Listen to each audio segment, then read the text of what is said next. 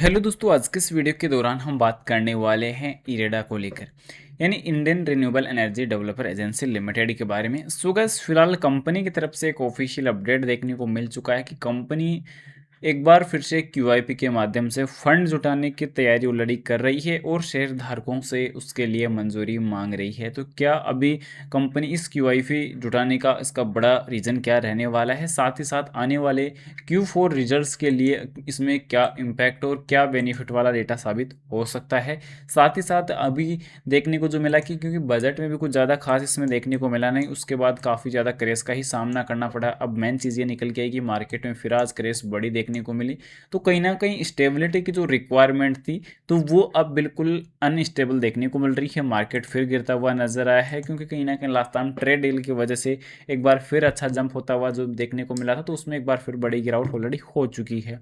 इन सब चीज़ों को भी कवर करने वाले हैं और ईडा को लेकर फ्यूचर डेटाबेस में क्या देखने को मिलने वाला है तो वो भी कवर करने वाले हैं। पर बता दूं, बाई सेल के लिए कोई भी रिकमेंडेशन सजेशन नहीं रहने वाली, जानकारी ओनली एजुकेशनल पर्पज़ के लिए रहेगी।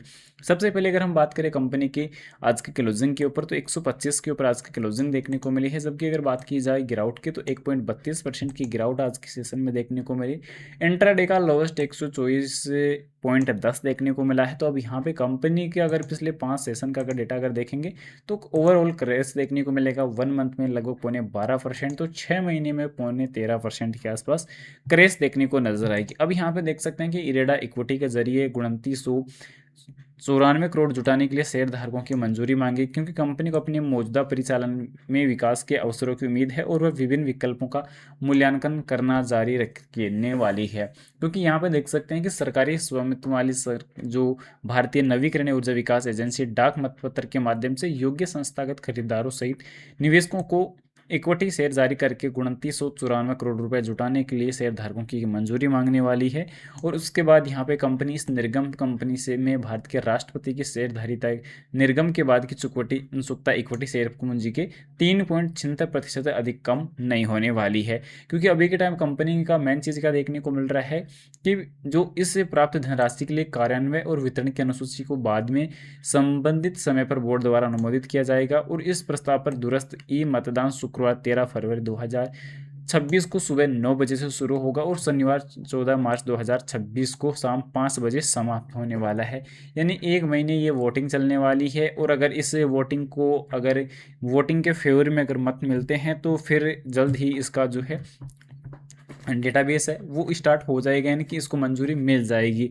उसके अलावा क्योंकि कंपनी की जो सरकार से हिस्सेदारी में कमी की व्याख्या होने वाली है, इससे ये वोटिंग के जो कार्यक्रम घोषित किए गए हैं वो यहाँ पे चेकआउट कर सकते हैं पूरी डिटेल, जिसमें मतदान प्रारंभ होने वाला 13 फरवरी को सुबह 9 बजे से। और उसके बाद यहाँ पे मतदान समाप्त तिथि रहने वाले हैं 14 मार्च 2026 को 5 बजे शाम 5 बजे तक।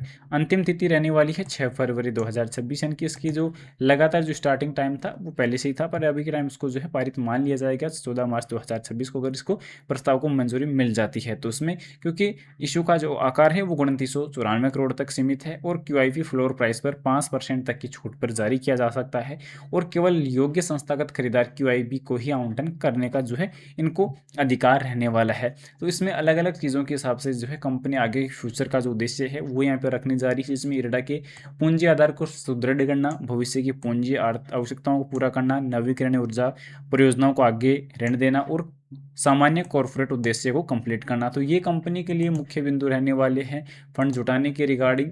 साथ ही साथ यहाँ पे कंपनी के नेगेटिव थिंग भी अभी काफ़ी ज़्यादा देखने को मिले हैं। और इसके अलावा मेन चीज़ ये निकल के आ रही है कि कंपनी का जो आरएसआई इंडिकेटर है वो काफ़ी नीचे जा रहा है, क्योंकि ओवरऑल अगर देखा जाए तो बॉटम की तरफ काफ़ी बड़ा है, जिसमें एक चीज़ देखने को मिले है कि यहाँ पे ऑलरेडी जो है ओवरसोल्ड जोन की तरफ पहले से ही बढ़ रहा था और अभी और बढ़ता हुआ नजर आए। एक्सपेक्टेशन थी बजट को लेकर, पर बजट में भी ज़्यादा कुछ खास देखने को मिला नहीं और उसके बाद बैक टू बैक क्रेश ही देखने को मिला, क्योंकि मेन चीज़ निकल के आ रही है कि आज 37.66 अंकों पे जहाँ पहुँच चुका है, तो आने वाले टाइम में 30 अंकों को क्रॉस करना कोई ज़्यादा बड़ी दूर की बात नहीं है, तो ओवर सोल्ड जोन घोषित होते हुए भी नजर आ सकता है। इसके अलावा देखने को जो मिल रहा है कि 5 दिन की मूविंग एवरेज से 10 दिन, 20 दिन, 50, 100, 200 दिन की मूविंग एवरेज से नीचे कारोबार कर रहा है। सभी एसएम इंडिकेटर से नीचे कारोबार कर रहा है, यानी कि नेगेटिव पॉइंट इस कंपनी के लिए ज़्यादा है। अगर परफॉर्मेंस अगर देखते हैं तो अभी 1 week, 1 month, 3 month, 1 year, 3 year सभी का नेगेटिव देखने को मिलेगा। 3 ईयर का भी अनअवेलेबल रहने वाला है। बाकी अगर यहाँ पे टोटली डेटा नेगेटिव देखने को मिल रहा है। इसके अलावा वॉल्यूम 1 करोड़ की रही है, लास्ट टाइम भी 1 करोड़ की देखने को मिली, ज़्यादा बड़ी यहाँ पे वॉल्यूम देखने को मिले नहीं, पर इस प्रकार के उतार चढ़ाव काफ़ी ज़्यादा जो है प्रॉब्लमेटिक होते हुए नजर आ सकते हैं। रही बात दोस्तों नंबर्स की, तो लास्ट टाइम नंबर कंपनी ने जो अनाउंस कर दिए थे, जिसमें कंपनी का प्रॉफिट काफ़ी ज़बरदस्त रहा, 585 करोड़।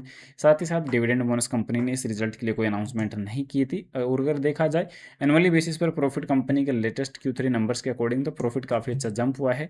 और इक्विटी पर रिटर्न भी अगर देखा जाए तो करंट टाइम 18%, यानी कि लास्ट ईयर 18% पे आउट हुआ। तो स्टॉक्स प्राइस सीएजीआर भी अगर देखा जाए तो 27% नेगेटिव चल रहा है। प्रॉफिट ग्रोथ 23% नेगेटिव, सॉरी, जो पॉजिटिव चल रही है, और 29% अभी सेल्स ग्रोथ पॉजिटिव चल रही है। ओवरऑल बैलेंस शीट काफ़ी वेल मेंटेन देखने को मिल रही है, क्योंकि कंपनी का जो बैलेंस शीट है वो काफ़ी अच्छा इंप्रूव होता हुआ नजर आ रहा है। फिलहाल बता दूं, बाई सेल के लिए कोई भी रिकमेंडेशन सजेशन नहीं रहने वाली, जानकारी ओनली एजुकेशनल पर्पज़ के लिए रहेगी। इन्वेस्टमेंट करने से पहले अपने फाइनेंशियल एडवाइजर की सलाह जरूर से ले, या खुद की रिसर्च जरूर से कर ले। Thanks for watching this my video.